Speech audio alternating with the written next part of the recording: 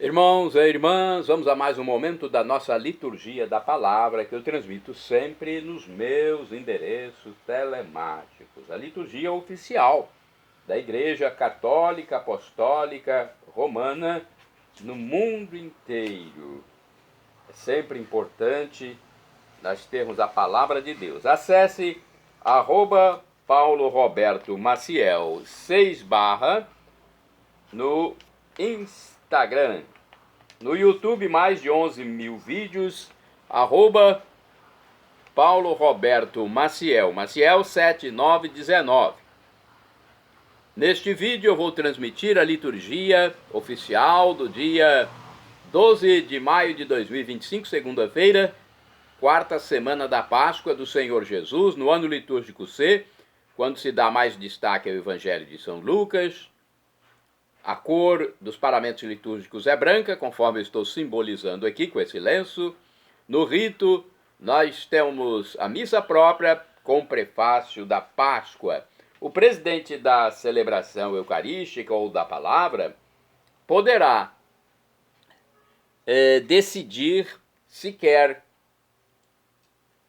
a missa simples, missa comum, ou missa em homenagem a um santo, São Pancrácio.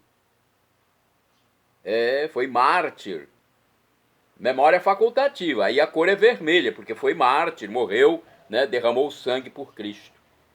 Tem outros santos. São Nereu e Santo Aquiles, mártires também. Memória facultativa, cor da mesma forma, vermelha. Primeira leitura dos Atos dos Apóstolos, capítulo 11, versículos do 1º ao 18. Naqueles dias os apóstolos e os irmãos que viviam na Judéia souberam que também os pagãos haviam acolhido a palavra de Deus. Quando Pedro subiu a Jerusalém, os fiéis de origem judaica começaram a discutir com ele, dizendo: Tu entraste na casa de pagãos e comeste com eles. Então Pedro começou a contar-lhes, ponto por ponto, o que havia acontecido. Eu estava na cidade de Jope, e ao fazer oração entrei em êxtase e tive a seguinte visão. Vi uma coisa parecida com uma grande toalha, que sustentada pelas 4 pontas descia do céu e chegava até junto de mim. Olhei atentamente e vi dentro dela quadrúpedes da terra, animais selvagens, répteis e aves do céu. Depois ouvi uma voz que me dizia: Levanta-te, Pedro, mata e come. Eu respondi: De modo nenhum, Senhor, porque jamais entrou coisa profana e impura na minha boca. A voz me disse pela segunda vez: Não chames impuro o que Deus purificou. Isso se repetiu por 3 vezes. Depois a coisa foi novamente levantada para o céu. Nesse momento, 3 homens se apresentaram na casa em que nos encontrávamos. Tinham sido enviados de Cesareia à minha procura. O Espírito me disse que eu fosse com eles sem hesitar. Os 6 irmãos que estão aqui me acompanharam e nós entramos na casa daquele homem. Então ele nos contou que tinha visto um anjo apresentar-se em sua casa e dizer: Manda alguém a Jope para chamar Simão, conhecido como Pedro. Ele te falará de acontecimentos que trazem a salvação para ti e para toda a tua família. Logo que comecei a falar, o Espírito Santo desceu sobre eles, da mesma forma que desceu sobre nós no princípio. Então eu me lembrei do que o Senhor havia dito: João batizou com água, mas vós sereis batizados no Espírito Santo. Deus concedeu a eles o mesmo dom que deu a nós que acreditamos no Senhor Jesus Cristo. Quem seria eu para me opor à ação de Deus? Ao ouvirem isso, os fiéis de origem judaica se acalmaram e glorificaram a Deus, dizendo: Também aos pagãos Deus concedeu a conversão que leva para a vida. Palavra do Senhor, graças a Deus. Agora é o Salmo responsorial. Salmo 41 na Bíblia Vulgata ou 42 na Bíblia de Jerusalém, versículos 2º, 3º e 42. Vamos ao refrão. Minha alma suspira por vós, ó meu Deus. Repitamos. Minha alma suspira por vós, ó meu Deus. Assim como a corça suspira pelas águas correntes, suspira igualmente minha alma por vós, ó meu Deus. Minha alma suspira por vós, ó meu Deus. A minha alma tem sede de Deus, e desejo Deus vivo. Quando terei a alegria de ver a face de Deus? Minha alma suspira por vós, ó meu Deus. Enviai vossa luz, vossa verdade, elas serão meu guia, que me levem ao vosso Monte Santo até vossa morada. Minha alma suspira por vós, ó meu Deus. Então irei aos altares do Senhor Deus, de minha alegria. Vosso louvor cantarei ao som da harpa, meu Senhor e meu Deus. Minha alma suspira por vós, ó meu Deus. Repitamos. Minha alma suspira por vós, ó meu Deus. Agora o Evangelho de Jesus Cristo, segundo o apóstolo amado São João, capítulo 10, versículos do 1º ao 10º. Vamos aclamar primeiro. Aleluia, aleluia. Aleluia, aleluia, aleluia, aleluia, aleluia, aleluia, aleluia, aleluia, aleluia. Eu sou o bom pastor, conheço minhas ovelhas, e elas me conhecem, assim fala o Senhor. Aleluia, aleluia, aleluia, aleluia, aleluia, aleluia, aleluia. Aleluia, aleluia, aleluia, aleluia. O Senhor esteja convosco, Ele está no meio de nós. Proclamação do Evangelho de Jesus Cristo, segundo São João. Glória a vós, Senhor. Pelo sinal da Santa Cruz, livra-nos Deus, nosso Senhor, dos nossos inimigos. Deixa eu hidratar minhas pregas vocais para transmitir o Evangelho com a boa voz. Naquele tempo disse Jesus: em verdade vos digo que quem não entra no redil das ovelhas pela porta, mas sobe por outro lugar, é ladrão e assaltante. Quem entra pela porta é o pastor das ovelhas. A esse o porteiro abre e as ovelhas escutam a sua voz. Ele chama as ovelhas pelo nome e as conduz para fora. E depois de fazer sair todas as que são suas, caminha à sua frente, e as ovelhas o seguem, porque conhecem a sua voz. Mas não seguem o estranho, antes fogem dele, porque não conhecem a voz dos estranhos. Jesus contou-lhes esta parábola, mas eles não entenderam o que ele queria dizer. Então Jesus continuou: em verdade vos digo, eu sou a porta das ovelhas. Todos aqueles que vieram antes de mim são ladrões e assaltantes, mas as ovelhas não os escutaram. Eu sou a porta, quem entrar por mim será salvo, entrará e sairá e encontrará pastagem. O ladrão só vem para roubar, matar e destruir. Eu vim para que tenham vida e a tenham em abundância. Palavra da salvação, glória a vós, Senhor. Pelo sinal da Santa Cruz, livra-nos Deus, nosso Senhor, dos nossos inimigos. Vamos à interpretação do Evangelho. A palavra do Senhor, quando é acolhida, vai nos transformando e nos santificando. Cristo é o pastor verdadeiro que nos conduz e nos faz participar com Ele do anúncio da redenção. Ele nos dá a sua própria vida, segundo o livro Deus Conosco. Olha, a palavra do Senhor Jesus é anunciada no meio da história da humanidade, e Deus nos fala na realidade em que vivemos. Porém, o reino está além da nossa própria história. Quando acolhemos o ensinamento de Cristo, compreendemos melhor a nós mesmos e a história do mundo. Ele, Jesus, é o pastor verdadeiro que nos conduz e nos faz participar do seu reino. Eu vim para que tenham a vida e a tenham em abundância, disse Jesus. Reflexão e interpretação do livro Dia a Dia com o Evangelho. Vamos lá, vamos ver o que diz sobre João capítulo 10, versículos do 1º ao 10º. A porta de qualquer imóvel tem ao menos duas utilidades: proteger e libertar. Quando as pessoas estão na casa, a porta fechada oferece segurança, bem-estar, privacidade. Ao mesmo tempo, quando a porta se abre, pode-se entrar e sair livremente. Jesus é a porta das ovelhas, dá segurança ao povo, defende-o dos ataques inimigos. Quem deixa de utilizar a porta, isto é, quem não reproduz a prática libertadora de Jesus, mas usa subterfúgios, boas intenções, não tem.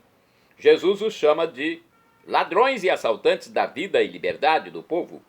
Referência imediata aos dirigentes do povo que não o defendem, mas exploram, não lhe garantem vida digna, ao contrário, o mantém na miséria desumana. Jesus, a verdadeira porta das ovelhas, vem para que todos tenham vida e a tenham em abundância. Mais uma reflexão do livro Palavra e Vida. Jesus é mais que um pastor idílico, tocando flauta à sombra de uma árvore numa tarde primaveril, enquanto o rebanho rumina. Não é isso, né? Não é isso. Jesus é um pastor que dá a vida pelas ovelhas, que as defende contra os lobos, que as conhece, uma por uma. Mais ainda, ele sabe que existem outras ovelhas que não pertencem ao seu rebanho, mas que também a elas tende a atrair. E para fazer tudo isso, está disposto a entregar sua vida a morrer. Hoje nós somos o rebanho. Crescemos e precisamos cuidar uns dos outros. Defendemos-nos dos perigos. Convidamos os outros que não pertencem ao nosso rebanho para vir também. Nós não podemos obrigar, mas anunciamos a palavra convidando a você que ainda não é cristão para que venha para o nosso grupo de seguidores de Jesus Cristo, segunda pessoa da Santíssima Trindade, nosso Deus que está no céu e que veio à terra morrer na cruz por nós para pagar pelos nossos pecados. Ascendeu ao céu depois de ressuscitar e agora nos aguarda. Eu não quero obrigar você a ser cristão, mas o convido a ser. Olha, os santos são cristãos. Muitos deles não eram, depois se tornaram. Quem sabe se você vai se tornar um santo, né? Primeiro vai se tornar cristão e depois um santo, você que não é ainda. E quem é, procure fazer sempre o bem para se santificar dia a dia. Santo do dia 12 de maio, São Nereu e Santo Aquileu, ou Santo Aquiles. São dois santos mártires. Morreram no ano 304. Vamos à história deles? Os dois foram militares romanos, convertidos à fé cristã. Foram degolados em Roma durante a perseguição do imperador Diocleciano.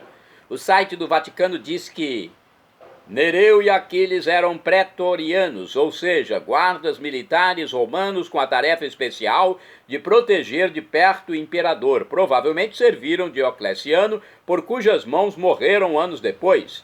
Em certo momento, cansados de cumprir ordens de morte e de obedecer apenas por medo das consequências, os dois santos soldados foram iluminados pela glória de Deus e finalmente abriram os olhos. Assim, desertaram, abandonando seus escudos, armaduras e dardos sujos de sangue. Foram decapitados por volta do ano 304, sob o império de Diocleciano. Desde então, foram venerados em sua basílica paleocristã, nas termas de Caracalla. Paleocristã é uma basílica antiga. Paleo quer dizer antigo.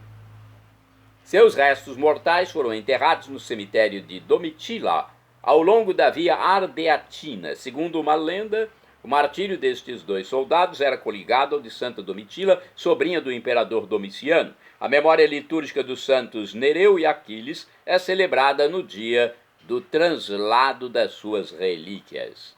Santo do dia 12 de maio, São Pancrácio, mártir, faleceu mais ou menos em 304 ou 305 depois de Cristo. Era um jovem de 14 anos, preferiu morrer a renegar a fé em Cristo. De acordo com o site Cruz Terra Santa, São Pancrácio é um dos santos mais venerados de toda a Europa. Ele é o padroeiro do trabalho porque sempre defendeu os trabalhadores e a necessidade de todos terem um trabalho digno que dê condições de sustentar a família. É também padroeiro da saúde porque ajudou muitos doentes. Ele decidiu ser batizado quando tinha 14 anos. De origem nobre, era muito respeitado por causa de sua conduta honesta. O traje de São Pancrácio é o de um nobre romano. Ele era senador em Roma e gozava de grande prestígio. A túnica branca simboliza sua pureza de coração. Apesar de pertencer ao Senado romano, sendo um político influente, conseguiu permanecer fiel à sua fé, à pureza de coração e à honestidade. Buscava na oração e no contato diário com o Senhor Jesus a força para viver dignamente a política e procurar não o seu próprio bem, mas o verdadeiro bem do povo. O manto vermelho simboliza seu martírio.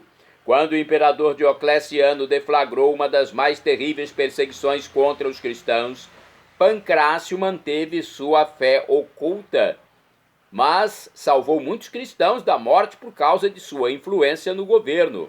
Certo dia, porém, sua mãe e sua irmã escreveram-lhe uma carta encorajando-o a revelar sua fé em Jesus Cristo. Pois isso faria muito bem às pessoas, a inúmeras pessoas. Ele foi a Diocleciano, então, e revelou-se cristão. Imperador, eu sou cristão. O imperador mandou torturá-lo, a fim de que renegasse a sua fé em Cristo, mas o santo suportou tudo firmemente. Por causa do seu testemunho, muitos cidadãos romanos converteram-se ao cristianismo. Ele foi decapitado no dia 12 de maio, dia de sua festa, no ano 304 depois de Cristo. Seu túmulo se transformou num lugar de peregrinação em Roma. Vários milagres aconteceram por causa de sua intercessão e da fé do povo. A camisola verde simboliza a vitória da vida sobre a morte conquistada por causa da fé em Cristo. A palma na mão simboliza a vitória dos mártires. O livro também na mão simboliza o ensinamento que sua vida nos dá e o evangelho que ele sempre pregou e viveu. A cidade ao fundo, na imagem de São Pancrácio, simboliza Roma, que apesar de toda a sua glória e poder, não foi capaz de fazê-lo desistir da fé em Cristo. É o mundo, com suas ilusões, mentiras e tentações, abandonado pelo santo por causa de seu amor a Cristo Jesus. São Pancrácio, rogai por mim, rogai por nós. Santo do dia 12 de maio, São Modoaldo, bispo, faleceu em 647, construiu e favoreceu igrejas e mosteiros.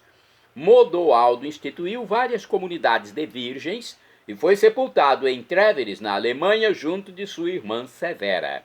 Santa do dia 12 de maio é Santa Rictrudes Abadesa, que faleceu mais ou menos no ano 688, foi esposa de Santo Adabaldo, com quem teve 4 filhos, também santos: Mauronto, Adalcinda, Closinda e Eusébia. Aconselhada por Santo Armando, fundou um mosteiro em Marchiennes, na França, do qual foi priora. Santa do dia 12 de maio, São Domingos da Calçada, presbítero, ou seja, padre, sacerdote. Presbítero na Igreja Católica é o mesmo que padre ou sacerdote. Faleceu entre, sua morte, 1060, me parece. Não está muito claro aqui. Providenciou a construção de pontes e caminhos e preparou celas e estalagens para facilitar os peregrinos, a fim de que percorressem o caminho de Santiago. Bem-aventurada do dia 12 de maio é a beata Joana Virgem, que faleceu em 1490. Foi filha do rei Afonso V de Portugal e recusou vantajosas propostas de matrimônio justamente para ingressar no mosteiro dominicano de Aveiro. Outra bem-aventurada. Bem-aventurada do dia 12 de maio é a beata Imelda Lambertini. Foi virgem e faleceu em 1333. Admitida num mosteiro dominicano ainda criança, Imelda demonstrava grande desejo de receber a Eucaristia. Morreu aos 13 anos apenas após receber de forma miraculosa a primeira comunhão. Santa do dia 12 de maio, Santa Joana de Portugal, Virgem. De acordo com o site rs21.com.br da rede de televisão, Rede Século XXI, Rede Católica, Joana nasceu em 6 de fevereiro de 1452, filha primogênita de Dom Afonso V e, portanto, herdeira do reino. Mas desde cedo o espírito da jovem princesa estava mais disposto para o serviço de Deus do que para as grandezas da terra. Aos 12 anos, Joana já se recolhia ao oratório, meditando a vida e martírio dos santos. Aos 15 anos, perdeu a mãe, seu pai lhe confiou o governo da casa real. Começou por penitência a usar cilício. É uma veste que causa dores no corpo, isso em nome de Cristo Jesus. E também usava túnicas grossas e ásperas por baixo das vestes finas. Assim assistia às festas da corte, cobrindo os instrumentos de penitência com pedrarias e panos dourados. Grande parte das noites passava no oratório ou de joelhos orando, ou deitada no chão, tendo por simples conforto uma almofada em que apoiava a cabeça. Muitas vezes recorria a cruéis disciplinas para maior perfeito holocausto à justiça divina. Jejuava a pão e água muitos dias, e particularmente às sextas-feiras. Os príncipes tinham uma divisa, e a sua foi uma coroa de espinho.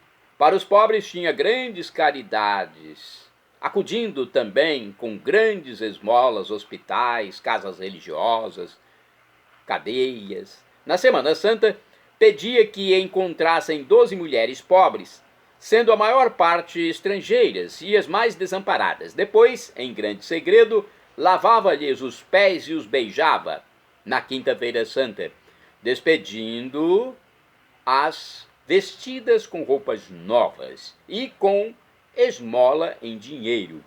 Foi pretendida por muitos príncipes. O rei Luís XI da França mandou a Lisboa seus embaixadores a fim de pedi-la em casamento para o Delfim.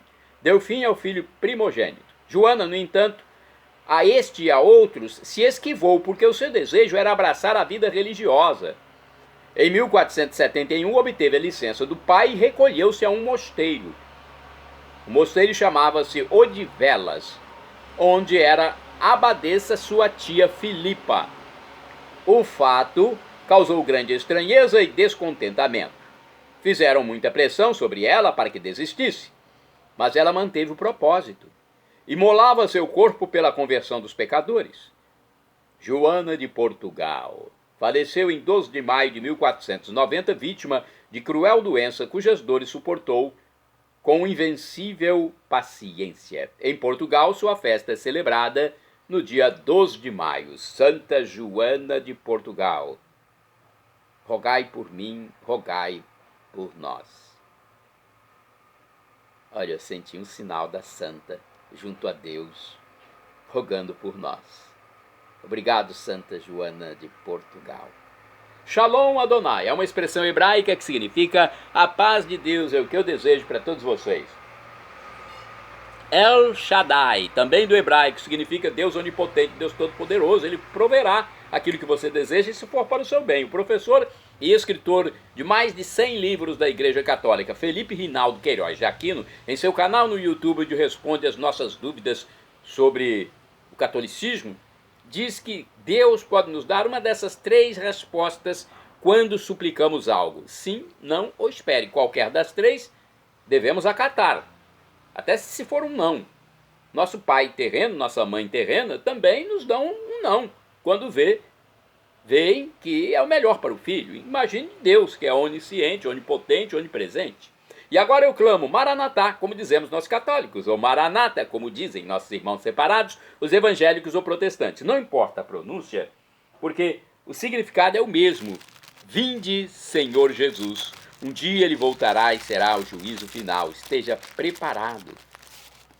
Esteja preparado, porque nós vamos viver juntos a eternidade. Eu quero estar com você, junto para sempre. É difícil imaginar, é inefável, indizível, inexprimível, inexpressável, grandioso viver para sempre, junto com os anjos, os santos de Deus, os anjos de Deus, os santos, junto com Jesus, Deus Pai, Deus Espírito Santo. Teremos uma visão beatífica de Deus. Teremos uma vida perene, para sempre, por todos os séculos dos séculos, definitiva. Terminará a fome, terminará a angústia, terminará a depressão, terminará a fome, terminará a sede, terminará a doença, a enfermidade. Só teremos alegria, felicidade em plenitude. O apóstolo São Paulo diz que o sofrimento de agora nem se compara com a glória futura que será revelada em nós no juízo final, na parousia, na volta de Jesus. Perdão, Senhor, pelos meus pecados passados, presentes, futuros, físicos, espirituais, pecados do pensamento, palavras, atos, omissões, e me dê a vida eterna. Meu Jesus, eu quero a vida eterna convosco. Para você ter a vida eterna com Jesus, no dia que ele voltar, não sabemos a data, por isso temos que estar preparados. Seja batizado, arrependa-se dos seus pecados diariamente, para não morrer em pecado grave, e acredite em Jesus como Deus, e não apenas como um grande homem. Jesus é Deus no mistério da Santíssima Trindade, Pai Criador, o Filho Redentor, o Espírito Santo, nosso discernidor, nosso santificador. Acesse @PauloRobertoMaciel 6